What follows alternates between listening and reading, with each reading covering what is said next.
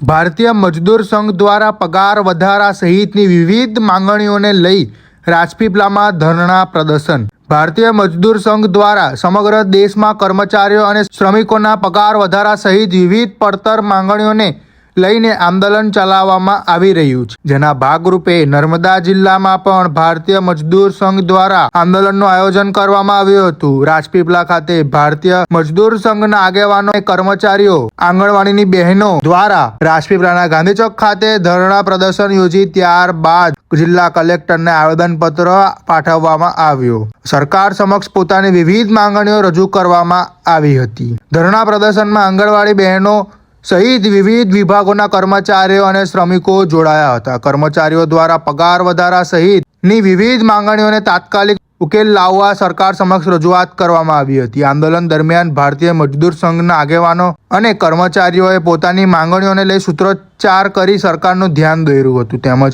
માંગણીઓને યોગ્ય અને ઝડપી ઉકેલ લાવવામાં આવે તેવી માંગ કરવામાં આવી હતી.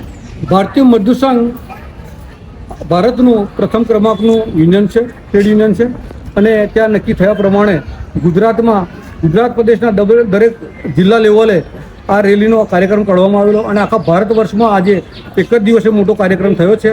અને જે અમારા પ્રશ્નો છે કે મિનિમમ વેજ છે એ 15,000ની જે અત્યારે લિમિટ છે એને 30,000 પર લઈ જવું, ESIમાં જે છે એ 15,000 જે કપાય છે એને પણ 42,000 લઈ જવું. બોનસ છે, બોનસમાં કેલ્ક્યુલેશન 7,000થી થાય છે તો એને 18,000ની ગણતરી કરીને 42,000 લઈ જવું.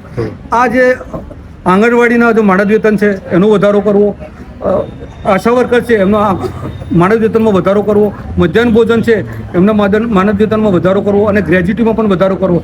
આવા તમામ ક્ષેત્ર છે, પાણી પુરવઠા છે, આ તમામ ક્ષેત્ર જે છે નર્મદા જિલ્લાના જે તમામ ક્ષેત્રના લોકો ભારતીય મજદૂર સંઘમાં જોડાયેલા છે અને શ્રમયોગીઓને આ જે પ્રશ્નો છે એ પ્રશ્ન લઈ અને આવેદનપત્ર કલેક્ટર સાહેબને આપેલું છે.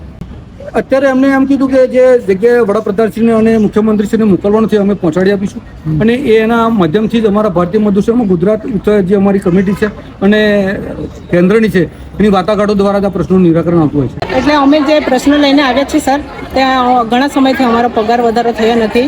જે કોર્ટે હુકમ આપ્યો છે તેનો સરકાર અમલ કરતી નથી, તો અમારો પગાર જેમ બને તેમ વધારે મળે અમને અને કામ બરાબર લેતા છે પણ તેના હિસાબે અમારો પગાર મળતો નથી. તમારી મુખ્ય માંગ શું છે?